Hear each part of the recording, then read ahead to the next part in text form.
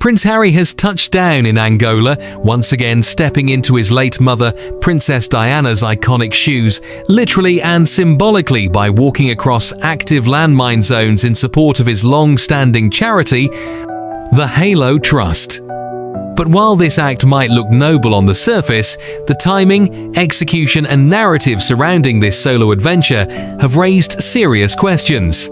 Is Prince Harry genuinely focused on humanitarian work? Or is this yet another strategic sympathy tour desperately orchestrated to revive public support and attract donations, not just for the charity but perhaps for himself too? Let's dive into the full picture, because this isn't just a simple charity trip. It's a layered drama that says a lot about where Harry is mentally, emotionally and even financially. The first thing you'll hear from Harry's PR machine is that this trip to Angola is deeply personal. After all, his late mother, Princess Diana, famously walked a landmine field in 1997, just months before her tragic death. Her photographs went global, becoming one of the most powerful humanitarian images of our time. Now, 28 years later, Harry is trying to recreate that very moment, same charity, same country, same imagery. He'll be donning a Halo Trust flak jacket and helmet, just like Diana did. But while Diana's visit was raw and unrehearsed, Harry's version feels staged. Why? Because it's timed just as his relationship with the royal family is at breaking point, and just after a secret peace summit was held between his team and King Charles's aides. The whole thing is screaming, "Look at me! I'm just like my mum!" Forget the drama, focus on the landmines. Let's not ignore one very important part of this story. Sources on the ground have made it clear Harry's visit is meant to generate attention and, more importantly, funding specifically from the Angolan government. Back in 2019, when Harry became Halo's patron, Angola pledged £46 million for wildlife corridors and conservation. Now, he's back and hoping his presence might unlock even more government cash. A source close to the event admitted to Mail Online.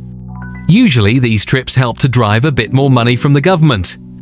This brings up the uncomfortable question, is Harry fundraising for charity or for himself? We already know the Sussexes have been scrambling for lucrative deals since they stepped back from royal duties. Their Spotify deal ended abruptly, their Netflix projects have faced criticism, they're burning through money faster than they're earning it. So it wouldn't be shocking if this very public trip serves two masters, one named Halo and the other named Brand Harry. Now let's address the elephant not in the room, Meghan Markle. She's not on this trip. Not in Angola, not even in the headlines really, and Harry's team has been quick to push the security narrative. A source said, "The Duke won't let his wife go to England over security concerns, so there was no chance he'd allow her to go to Angola to walk across landmines." Let's be honest, that excuse is laughable. If security is really such a concern, why is Harry himself walking through active mine zones, flying in two-person aircraft, and sleeping in tents by remote rivers? Why is he taking press photos and speaking publicly if he's so worried about safety? Let's tell the truth here, Meghan didn't go because she refused to go. A source closer to the couple revealed what the palace won't say aloud. Meghan had no intention of joining Harry on this sympathy mission because she was focused on her own schedule and brand commitments. Some insiders even say she felt no need to share the spotlight with Harry for something that she saw as his passion project, not hers. And let's be real, this is not the first time Meghan has distanced herself from Harry's solo gigs. She didn't even attend the Harlow charity event in New York last September, despite it being on US soil. That's no coincidence. That's a pattern. Another curious detail, the press is not allowed. That's right, no British media is attending this supposedly groundbreaking event. Why would Harry ban the press from witnessing his charity work? One reason, control. He wants to shape the narrative. He's not interested in scrutiny, only in admiration. By keeping media at arm's length, Harry ensures he can release selective footage, carefully written statements, and glossy edited photos, just like a Netflix docuseries. It's not about transparency, it's about optics. Just before this trip, something else happened. A secret meeting between Prince Harry's team and King Charles's top advisors in London. Harry's PR chief, Meredith Maines, met with the King's Communications Secretary, Tobin Andrei, alongside other aides. Sources call it a charm offensive, aimed at softening the royal family's view of Harry and possibly rebuilding bridges. But make no mistake, this wasn't about family, this was about brand repair. Royal experts say Prince William was left out of these conversations and is still furious with his brother. Richard Fitzwilliams, a royal commentator, summed it up perfectly, end quote. William regards Harry's behaviour as treason of a sort. Ouch, Harry may be hoping for a reconciliation, but it looks like William isn't budging.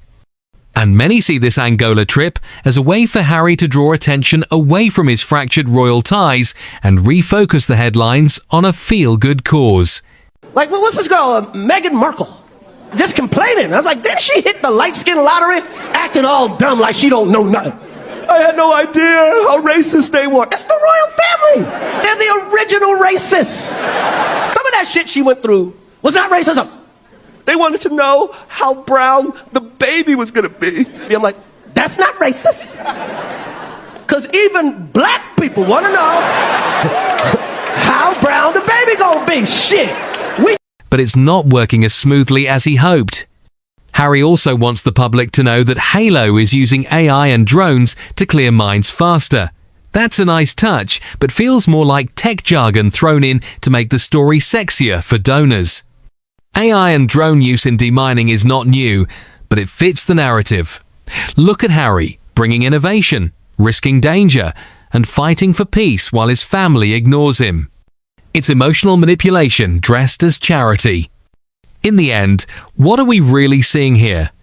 A son desperate to live up to his mother's legacy. A husband abandoned by his wife when the cameras weren't worth it. A royal dropout scrambling to keep his public image and bank balance alive. This isn't just a charity trip, it's a chess move in the never-ending game of Sussex survival. And if you ask us, this isn't about mines, it's about money, media, and Meghan-free moments. Who you marry is perhaps the most important decision that you can possibly make in your life. And I caution men, when you marry a woman, that person should strengthen the relationships in your family, not fracture them. It is a huge red flag if you start even dating someone. If you start dating someone and suddenly all of your friendships fall apart, okay, maybe it was time for you to grow up. You might be able to argue, well, my friends are still partying and I don't want to party anymore. Okay. But when your familial relationships begin to fall apart, that is when you should really be asking yourselves a lot of questions.